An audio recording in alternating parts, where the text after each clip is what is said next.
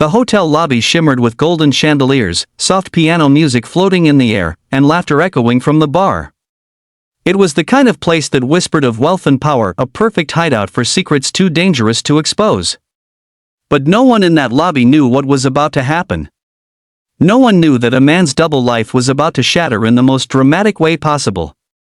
What started as a forbidden night of passion would soon turn into a storm of betrayal, humiliation, and unexpected empowerment. Stay till the end, because the twist will leave you breathless. Armin adjusted his tie nervously as he led his mistress, Zara, into the five-star hotel.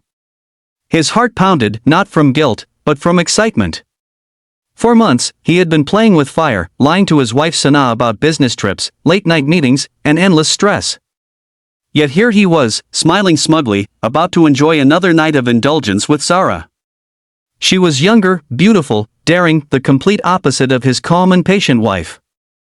Zara giggled as they checked in, clinging to his arm like a prize she had won. Armin felt powerful, almost invincible. He thought he had mastered the art of deception. What he didn't know was that destiny had already prepared its trap. As he reached the suite, his phone buzzed with missed calls from Sana, but he ignored them. He poured wine, whispered empty promises to Zara, and convinced himself that his double life would never collide. But fate has a way of stripping masks in the most brutal places, especially when arrogance blinds the truth. The next morning, Armin and Zara strolled down for breakfast in the luxury dining hall. Waiters in white gloves bowed, and the aroma of fresh coffee filled the air. Armin felt proud. This was his territory, his secret kingdom. Until a sudden hush fell across the room. All eyes turned to the entrance. He followed their gaze, and his blood froze. There she was, Sana. Not in her usual modest clothes, not with the tired look he had grown used to seeing. She was radiant, walking with confidence, dressed in an elegant suit that commanded attention. And behind her trailed the hotel staff, bowing with respect. The manager stepped forward and announced, "Welcome, ma'am. Congratulations again on becoming the new owner of our hotel." Armin's world collapsed in that instant. Zara's grip on his arm loosened. His mouth went dry. Sana was no longer the quiet, dependent wife he thought he could betray endlessly. She was the owner. She was power. And she was staring directly at him. The silence between them carried a storm.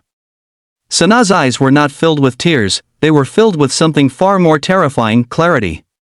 She walked toward him, every step cutting through his lies, until she stood close enough to whisper, "Funny, isn't it?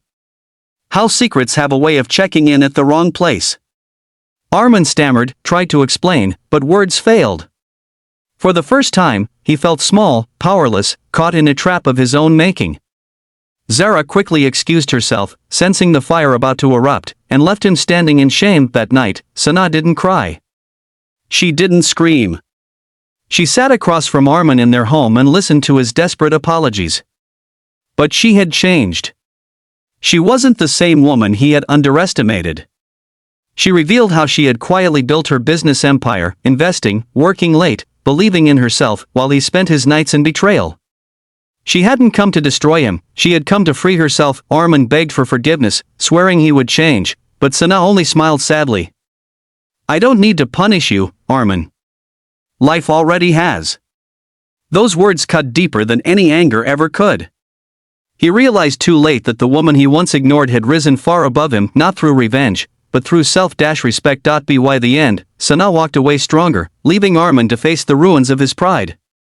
And in that silence, a message lingered for everyone watching: never underestimate the quiet ones. The people you take for granted may be the very ones rewriting the story of power, dignity, and freedom.